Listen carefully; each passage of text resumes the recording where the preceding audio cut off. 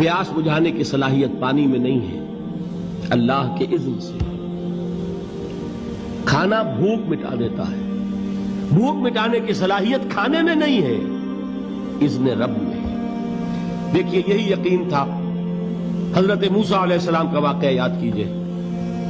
سامنے سمندر آ گیا ہے، قوم دیکھتی ہے پیچھے کہ گرد و غبار کا طوفان ہے۔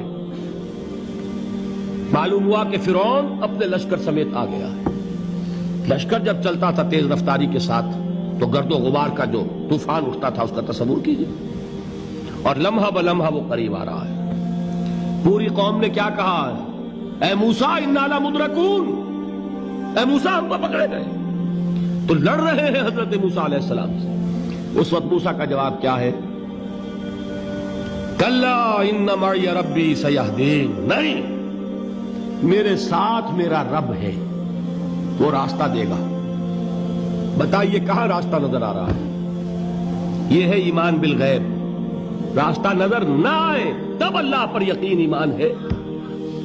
جیب میں پیسے ہوں اور تب دل کو اطمینان ہے تو ایمان کس پر ہوا؟ پیسے پر، اللہ پر نہیں۔